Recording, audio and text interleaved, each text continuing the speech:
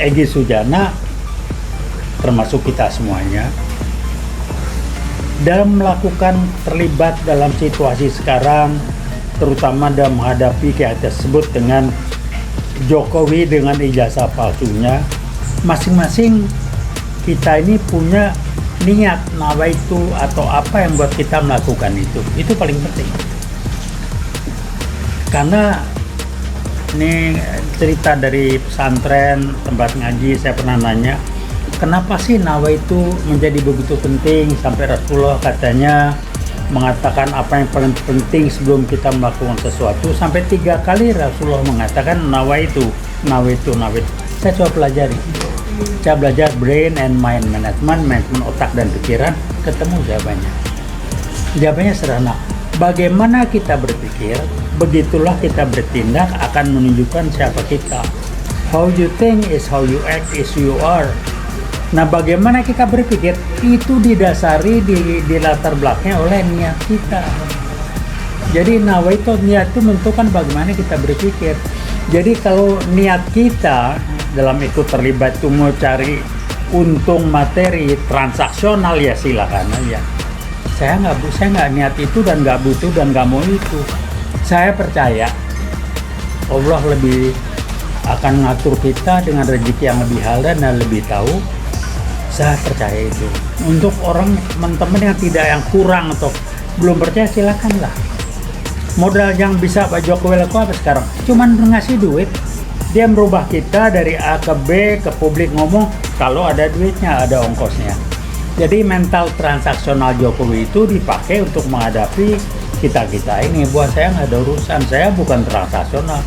Niat saya, latar belakang saya adalah niat tujuan dan latar belakang ingin bicara sesuai dengan prinsip UI.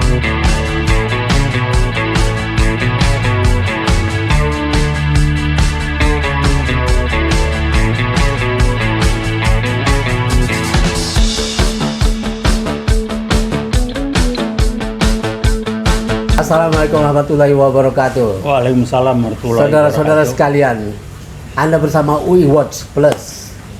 Di samping saya ada Profesor Taufik Bahaudin. Jadi profesor gua. Tapi karena kita keluarga besar UI, kita tidak pernah memanggil titel buat senior kita. Jadi saya tetap memanggil Bang Taufik. Ya, saya bukan profesor juga sih. Ya, Bang Taufik tidak mau mengaku profesor, tapi kita mengakuinya sebagai profesor. Nah, itu lain lagi. Karena ada banyak orang yang diangkat sebagai profesor. Megawati bahkan punya 12 gelar profesor. Tapi tidak ada orang yang menganggap itu serius. Tapi ini orang kampus, Bang Taufik Bahaudin. Kita sudah lama menganggap dia, memanggil dia profesor, dan karena keluarga besar UI biasa dengan seniornya memanggil abang, saya juga memanggil abang. Kita akan bicara, ya, Anda bersama Ishak Rafiq sebagai host saat ini dari UI Watch Plus. Nah, kita akan bicara tentang Egy Sujana nih, Bang. Seorang lawyer, seorang aktivis yang selama ini sangat keras dan selalu berada di lapangan. Tiba-tiba kita melihat dia seperti menyerah dan dia berangkat ke Solo menemui Joko Widodo, mantan Presiden Republik Indonesia yang ijazahnya disinyalir palsu dan belum pernah bisa dibuktikan keasliannya. Bagaimana ini, Bang, tentang Bang Egy ini? Rame aja. Nah, terima kasih. Assalamualaikum warahmatullahi wabarakatuh. Yang pertama, saya memang pensiunan dosen di FEUI, Fakultas Ekonomi UI, tapi saya bukan ilmuwan, saya praktisi. Kemudian titel akademis saya cuman S1, karena praktisi saya S1, saya nggak butuh S2, S3 dan sebagainya, tapi silakan aja lah ya. Itu aja jelas-jelas. Kalau praktisi berpikirnya apa yang Anda bisa lakukan, apa yang Anda bisa kerjakan, beda mikirnya, bukan apa gelar akademis Anda. Kita nggak, praktisi tidak pernah berpikir atau melihat gelar akademis sebagai sesuatu yang luar biasa. Jadi buat saya sebagai praktisi, biasa-biasa aja lah. Saya jadi dosen S1 juga nggak terganggu, oke-oke aja dan lain sebagainya. Itu aja latar belakang. Oke, siap Bang. Nah. Bang Taufik ini sudah manggung, sudah menjadi orang besar ketika saya masuk UI. Jadi saya tetap aja menganggap dia orang yang luar biasa di kampus. Luar biasa dan berkuasa penuh. Berkuasa penuh. Kayak dubes aja. Ya, kita kembali ke masalah Siap. Bang Egy Sujana nih, Bang. Komentar saya beginilah ya. Yang pertama, ini komentar dari saya sebagai praktisi, lagi mahasiswa saya di samping ngajar, juga saya aktivis. Sampai dengan detik ini pun saya masih jadi aktivis. Jadi mikirnya berbeda. Saya bukan ilmuwan, saya bukan berpikir seperti apa kata buku, tapi saya berpikir dan melihat apa realita yang ada.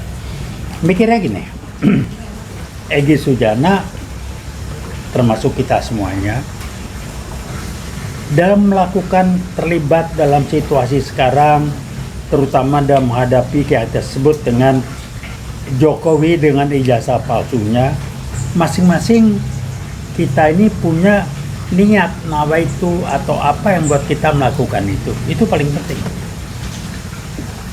Karena ini cerita dari pesantren tempat ngaji, saya pernah nanya, kenapa sih nawaitu menjadi begitu penting sampai Rasulullah katanya mengatakan apa yang paling penting sebelum kita melakukan sesuatu, sampai 3 kali Rasulullah mengatakan nawaitu. Saya coba pelajari. Saya belajar brain and mind management, manajemen otak dan pikiran, ketemu jawabannya. Jawabannya sederhana. Bagaimana kita berpikir, begitulah kita bertindak akan menunjukkan siapa kita. How you think is how you act is you are. Nah, bagaimana kita berpikir itu didasari di latar belakangnya oleh niat kita. Jadi nawaitu, niat itu menentukan bagaimana kita berpikir. Jadi kalau niat kita dalam ikut terlibat itu mau cari untung materi transaksional, ya silakan aja. Saya nggak niat itu dan nggak butuh dan nggak mau itu. Saya percaya Allah lebih akan ngatur kita dengan rezeki yang lebih halal dan lebih tahu. Saya percaya itu. Untuk orang teman-teman yang yang kurang atau belum percaya, silakanlah. Modal yang bisa Pak Jokowi lakukan apa sekarang? Cuman ngasih duit. Dia merubah kita dari A ke B ke publik ngomong kalau ada duitnya, ada ongkosnya. Jadi mental transaksional Jokowi itu dipakai untuk menghadapi kita ini. Buat saya nggak ada urusan. Saya bukan transaksional. Niat saya, latar belakang saya adalah niat tujuan yang latar belakang ingin bicara sesuai dengan prinsip UI, veritas, probabilitas, justisia, kebenaran, kejujuran, keadilan. Nah, saya bicara dasar ini. Jadi soal Egy begini begitu saya nggak komentar urusan dia. Silakan Anda nilai sendiri. Saya kalau datang ke Jokowi apalagi ke Solo, terima kasih. Urusan apa datang ke dia? Siapa lo? Kalau saya kenal Jokowi kok, lagi belum jadi apa, saya nenteng dia waktu mau jadi gubernur. Tahu saya kualitas dia segala macam, kelebihan kurang saya tahu. Tapi ya, kayak kalau datang ke Solo ya mesti ada ganti ongkos lah ya kan. Kalau ada ganti ongkos, akhirnya bicara transaksional, saya nggak ikutan yang begitu. Silakan. Jadi mengenai Egy Sujana dan DHR, silakan Anda kaji sendiri. Saya nggak ikutan dan saya tidak akan melakukan itu. Karena saya punya prinsip sendiri, kenapa saya mesti datang ke Solo, siapa Jokowi. Jadi kalau mau nasihatin Jokowi nggak ada guna. Jokowi itu sudah punya prinsip, nilai-nilai hidup, life values yang membuat kelakuannya begini. Life values-nya apa? Gampang dibaca, saya belajar gitu. Gua dapat apa? Transaksional, ujungnya materi. Maka rame di medsos dia punya triliunan, nggak heran, saya nggak kaget. Kenapa? Orang Jawa bilang mentalnya mental kiri munggah balik. Jadi ya udahlah, dia korup kiri kanan. OCCR apa itu nggak salah ngomong. Dia presiden terkorup nomor 2 atau nomor 3 di dunia. Ya wajar lah. Emang dia kiri munggah balik atau gimana? Yang bego sahabat kita kan. Masa bisa dibagiin dengan orang kelas kualitas Jokowi. Oke Bang, adalah kenyataan bahwa Jokowi sudah punya karir di politik ini sangat panjang. Mulai dari wali kota Solo, kemudian belum selesai masa jabatannya dia sudah loncat menjadi gubernur DKI. Kemudian dari gubernur DKI belum juga selesai, dia ikut nyapres dan dia memenangi pertarungan. Dia menjadi presiden. Pada saat itu semuanya, setiap jenjang itu memerlukan identitas yang jelas. Dan Jokowi juga membawa identitasnya sebagai seorang insinyur kehutanan dari UGM. Nah, sebetulnya apa sulitnya membuktikan itu, Bang? Sulitnya ya karena dia bohong gitu aja. Jadi waktu dia jadi wali kota Solo, disebut-sebut nggak dia kuliah di UGM, nggak. Dia sebut titel akademisnya pun dokter Andes. Dia sekolah di Surakarta. Tiba-tiba ketika jadi presiden atau gubernur jadi UGM dibawa-bawa. Saya pun kagum sama Jokowi dulu. Saya yang bawa-bawa dia, kesan saya ini orang sederhana, baik hati, gini, jujur. Oh, nggak taunya itu kelebihan dia, manipulasinya hebat. Jadi interaksinya ke orang lain bisa mampu meyakinkan, membuat kita nggak enak, nggak tega segala macam. Ini yang dipakai dalam dia berkomunikasi dengan Pak Prabowo. Menurut saya nggak bisa digituin. Saya punya pegangan dalam interaksi dengan orang. Kasarnya begini, orang itu ada kualitas. Apa kualitas yang jadi dasar dia? Life value, nilai-nilai hidup atau prinsip hidup dia.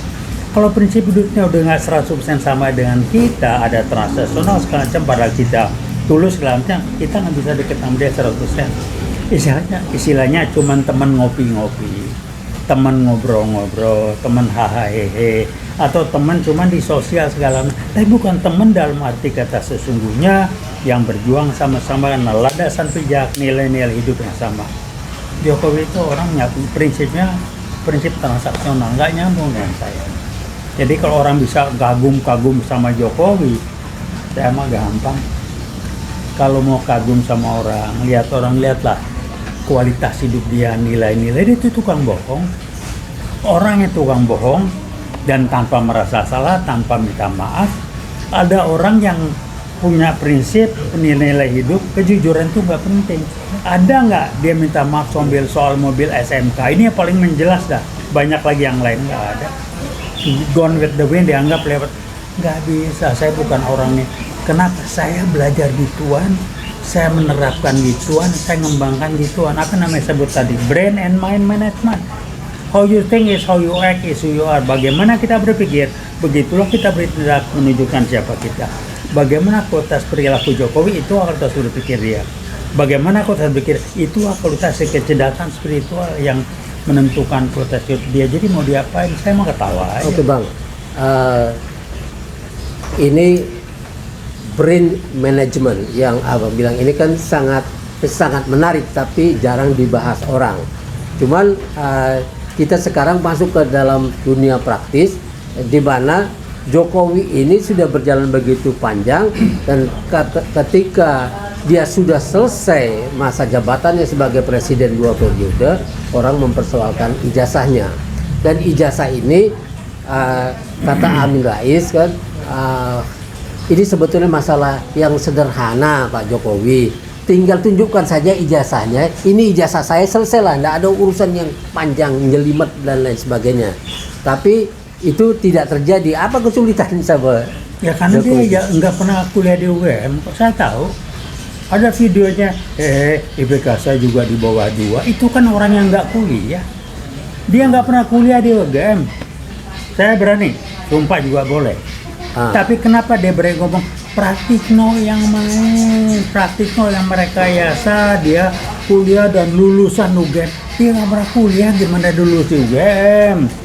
Titelnya apa? Insinyur dulu, dokteran. Dan seorang kalau kuliah mana ada begitu. Itu praktikno yang keroknya. Cepat duit berapa dia, itu aja tanya.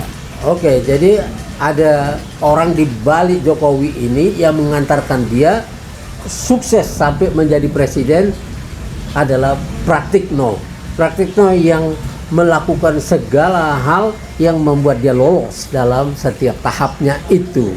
Katanya seperti itu ya Bang.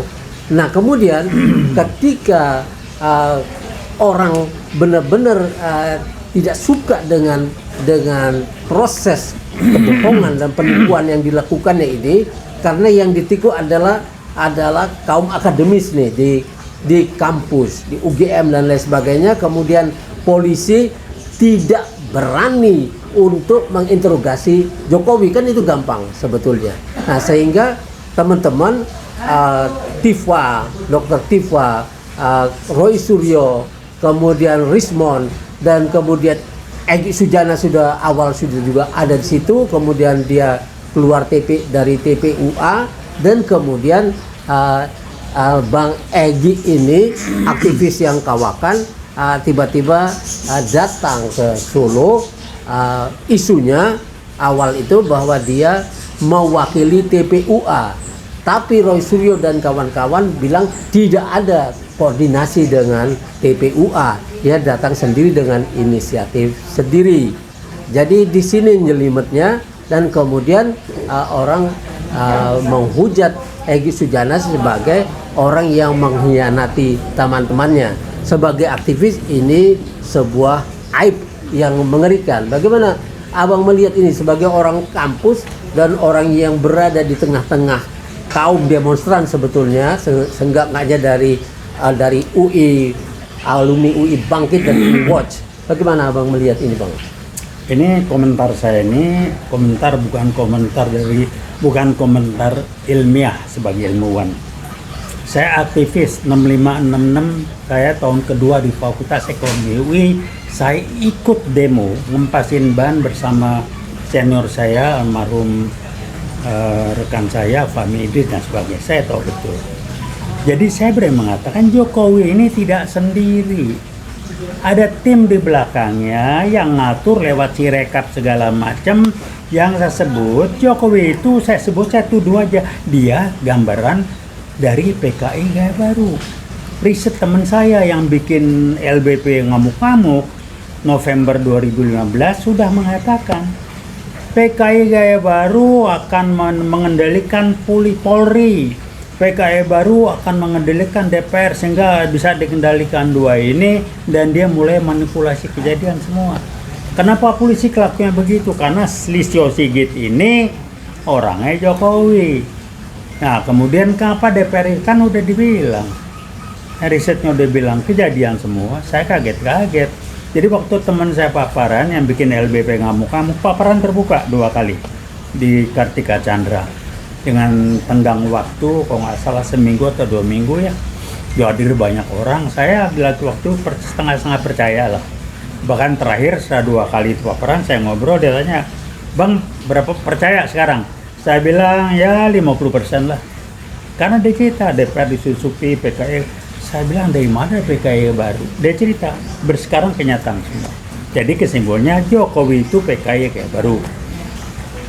Ada tim di belakang dia yang masuk mengendalikan Sirekap. Nah, yang bikin dia hebat apa? Dia mah nggak hebat. Kita aja yang bego, mau dia begoin. Kagum-kagum sama penampilan. Saya pun sempat kagum penampilan sederhana, orangnya sangat ramah gini. Taunya manipulasinya bukan main, tukang bohongnya luar biasa. Orang kalau berbohong itu, kelasnya Jokowi itu berbohong kelas dunia. Saya angkat lagi ambil SMK, nggak malu, nggak ada bilang minta maaf segala macam, belum yang lain. Jadi inilah ciri-ciri PKI itu, termasuk PKI Gaya Baru. Tujuan menghalalkan cara. Tujuan menghalalkan cara. Jadi cara berbohong pun nggak apa-apa, bukan malu, tidak perlu malu. Yang penting tujuan tercapai. Apa tujuannya? Dia bisa tampil sebagai orang yang hebat dalam tanda petik. Saya aja sempat kagum kok, sekarang ketahuan. Saya tahu sih kepalanya, saya tahu kelebihan dia kayak apa, hebatnya di mana. Cuman saya ingatkan hati dia kecil, nyali dia kecil, tapi lihai maneuverability, kesana kesananya lihai, konsep nggak ada. Itu aja. Jadi tinggal kita mau bikin apa sama dia. Pemirsa sekalian, kita sudah sampai pada kesimpulan bahwa ini pernyataan awal dari Bang Taufik bahwa Jokowi ini adalah PKI Gaya Baru dengan tim yang sudah siap di belakang layarnya yang menyukseskan dia. Sirekapnya itu. Dan PKI ini memang punya musuh. Musuh dia adalah 3. Yang pertama adalah umat Islam, yang kedua tentara, yang ketiga adalah akademisi kampus. Ketiganya dihancur selama 10 tahun Jokowi. Ya, umat Islam menjadi pesakitan, dikejar-kejar seolah-olah mereka bagian dari terorisme, sampai tromol masjid pun pernah disita oleh Brimob sebagai pendana terorisme. Itu yang terjadi. Kemudian TNI yang dulunya menjadi pahlawan dalam menghadapi PKI, dibalik pada zaman Jokowi menjadi pelaku kejahatan kemanusiaan. Dan ini TNI tidak berdaya menghadapi ini, sehingga anak-anak PKI muncul sebagai pahlawan-pahlawan. Ya, PKI menjadi pahlawan yang menjadi korban pada saat G30S PKI, bukan pelaku kejahatan terhadap negara, terhadap rakyat, dan terhadap tentara. Ya, yang ketiga, kampus lewat forum rektor dihancurkan kebebasan akademis dan kebebasan berpikir anak-anak kampus, sehingga kampus itu menjadi suram, menjadi tidak lagi menjadi tempat menggodok tokoh-tokoh bangsa yang akan mampu menyelesaikan masalah-masalah sosial politik. Wassalamualaikum warahmatullahi wabarakatuh. Waalaikumsalam. Terima kasih Bang. Veritas Veritas, probitas, justisia. Justisia.